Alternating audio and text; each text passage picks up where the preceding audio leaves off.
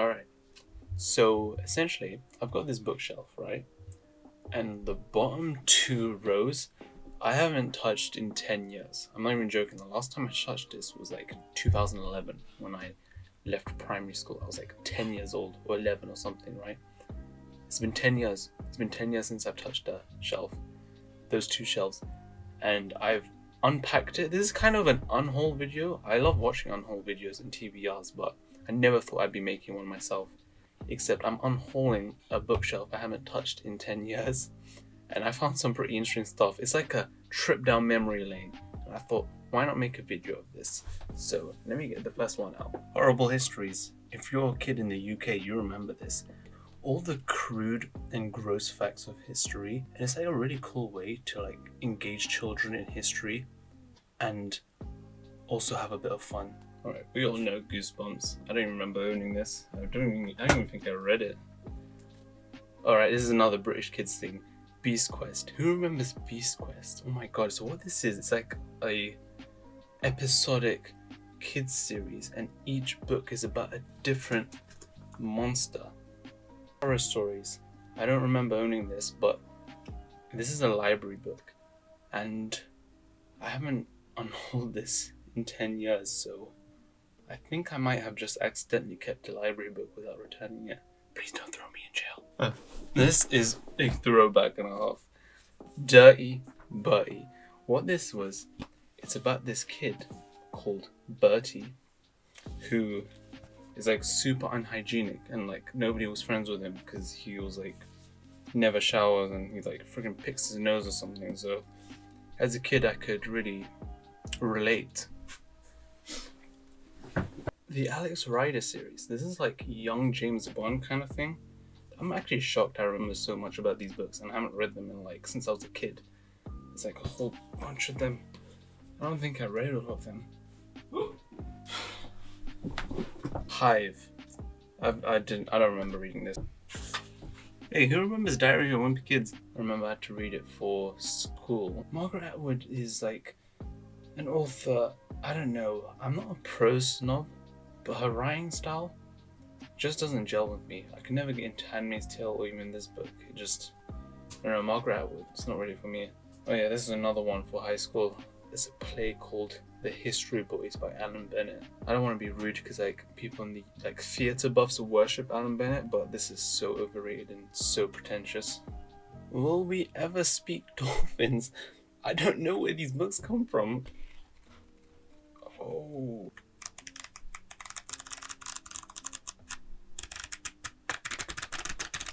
I butchered that, I apologize. I don't know if this is an effect of not looking at your bookshelf for 10 years, but never realized this before. Somehow, some way, I've managed to acquire two of the same book. This is the bro quote from How I Met Your Mother. I've never read it. I got some Star Wars novelizations. I got the Phantom Menace one. I remember reading this and actually really enjoying it. I remember this going into like way more depth. We had like a lot more of young Anakin in here. We saw like a pod race that wasn't in the actual movie. This was actually a lot of fun. I remember this being a lot of fun to read. The novelizations, this is my dad's ones. These are the novelizations for the original trilogy. I didn't enjoy this as much. Whereas this one, I could really tell like the author wanted to expand on the story. And this one just felt commercial. Crusty edition of Sherlock Holmes, and this is also a library thing, so I seriously think I might get thrown into jail. Ready Player One. Look how faded this copy is. I think I left it out on my windowsill and the sun just melted it. But the thing with this book is like, I don't DNF books right now. Like as I've grown older, I've DNF books less and less. I stick through with a series. But I remember like back like 5 years ago, I went like halfway through this book and I just couldn't get into it. For me, there was just way too much pop culture references. I remember there being like a page where it's like this back and forth dialogue with them just spouting a bunch of random pop culture references. It was like, oh yeah, the T-800's freaking shotgun. Oh no, I got Homer Simpson's donuts. I'm like, yeah, I get it. This is nerdy and geeky and fun, but like, I don't know. It was just too much for me. Oh my god, there's so much stuff here. I don't think I can even show half of it. So I'm gonna cut the book stuff short because These are stuff I'm actually going to keep. The entire Narnia series. Look how beautiful these covers are. Let me just show you each of them. So like, it's got this classic fantasy vibes to it. Like, I'm gonna just go through each one. Look how beautiful they are. Look at this. This one's my favorite. You've got some dude from the Achaemenid Empire or something. Now with the Narnia, I've read the first two. In fact, the prequel, Magician's Nephew, I remember really loving this one. I remember like the prose being really beautiful. It was like kind of goofy, but I like that. The allegories were a bit ham-fisted and a bit too much, but I remember enjoying this. Now, The Lion, the Witch, and the Wardrobe is like the original Narnia book, right? I'm sorry, I can't really show it because of the shine. This is like the original one.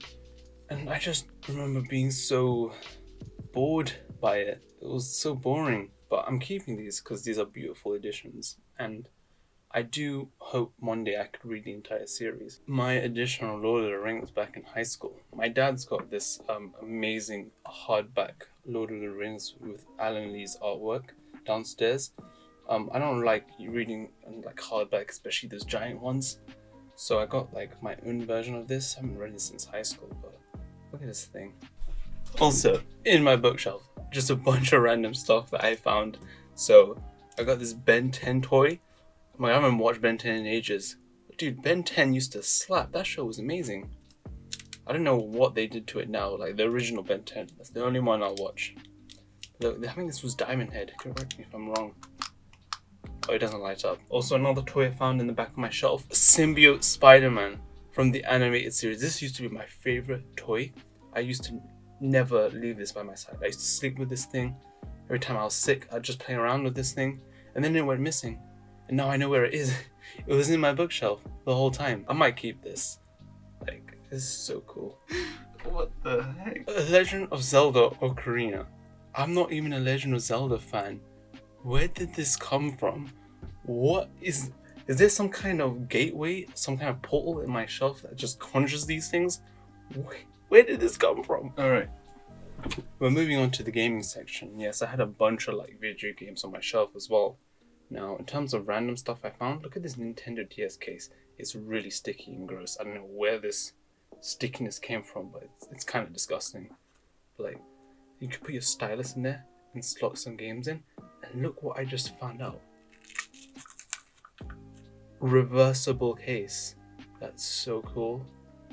I wish I could keep this, but it's kind of revolting. I used to store like Nintendo DS games. Look, if you got Brain Age there. There's another one there. It's like a Pirates of the Caribbean one. Some Spider-Man game in there as well.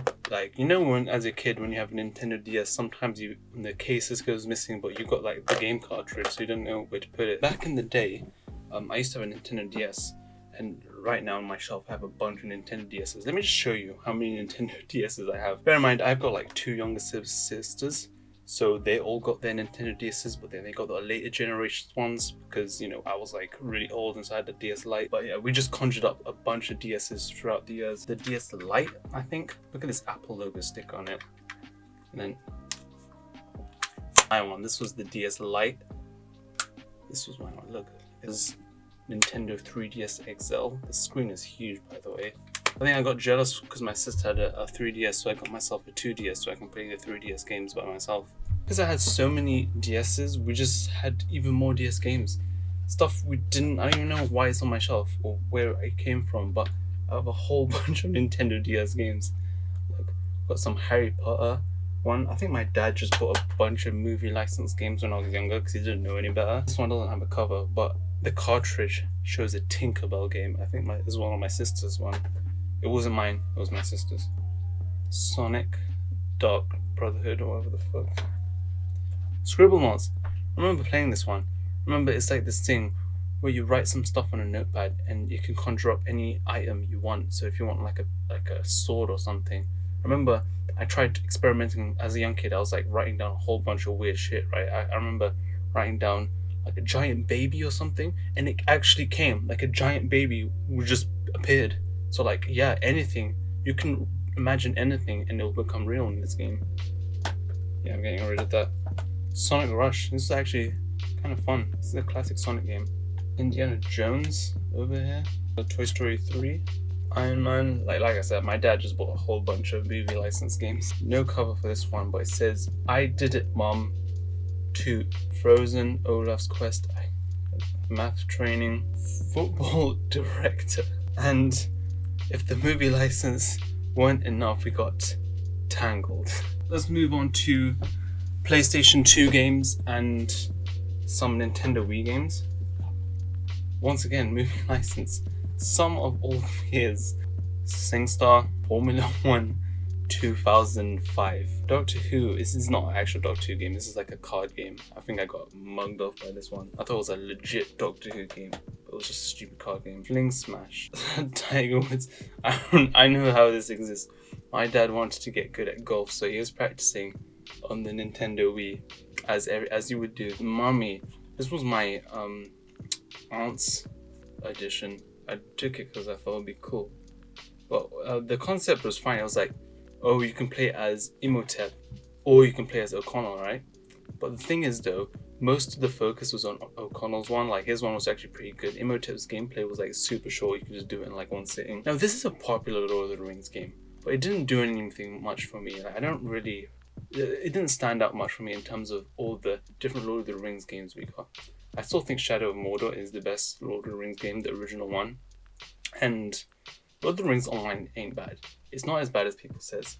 This one, I know this is a popular one, but it didn't do much. This game slapped. Cars. Like, this is a movie license game that's actually good, but I'm getting rid of it because I'm never going to touch it. I'm never going to play it again. It's PlayStation 2. It's like 3 generations behind. Big Beach Sports. Alright, let me show you the stuff I'm actually going to keep with me. This is, like, it's sacrilegious if you get rid of this. One of the best video games ever made. Lego Star Wars.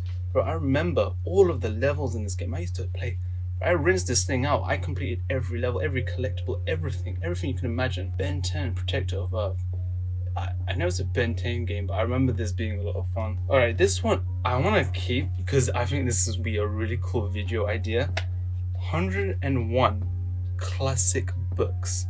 I want to make a video where I read a classic book on the Nintendo DS and vlog my experience. I think that would be a really badass. I think that would be a really cool video idea. Mario Kart 7, of course, we have to keep that. And with original Mario Kart, I still like the original Mario Kart better. Yeah, this game, I completed every level. I remember in Mario 3D Land, there's these collectibles. There's these 3 giant coins in every map, and they're hidden somewhere. In the very first level, there's this one coin. It's the only coin I haven't found. I found every other coin in every other level. And this was the first level. This is the easiest level. This is one coin, I can never find it. I never found it. I never found that coin. And that's probably the reason why I'm keeping it. Simpsons game, this was actually a really good game. Street Fighter 5, I haven't tried this out, but I'm a big Street Fighter fan, so might as well keep that. The goated Nintendo DS franchises. Professor Layton, I got a chronological version here. Got Spectre's Call here. Miracle Mask, Azron Legacy. Oh, Professor Layton vs Phoenix Wright, this game slaps. All my Phoenix Wright games are downloaded. I don't have the physical editions, but yeah, Professor Layton and Phoenix Wright, those two, classic games. Curious Village, this is like the first one that was released. Pandora's Box, Lost Future. I haven't finished this yet. I got like halfway through, but I really need to finish it. Is Lady Layton. I'm definitely keeping this. This is one of my favorite video game franchises ever. Even though I'm probably never gonna touch a PS2 game again, there's some I want to keep just in case if I ever get bored and want to play a PS2 again, I'm gonna keep the 3 games that best defined it for me. So obviously movie license game, but this one's really good. King Kong. First of all, look at this title. It's Peter Jackson's King Kong, the official game of the movie.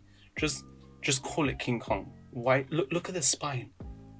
It says it on the spine. Just call it King Kong. Harry Potter, Chamber of Secrets. This was actually really good. The best Spider-Man game. I don't care about Spider-Man PS4. This is the only Spider-Man game that matters. I remember like in the Spider-Man game that when you traverse through the world, there'd be like these tasks you have to do, and like sometimes it'd be a guy who's like hanging off the ledge of a building. And I could never save that guy. He'd always fall off the building and I'd always feel like shit. Like I remember I was a little kid and I'd be traumatized by that. Anyway guys, I hope you enjoyed this video and I'll see you guys in the next one.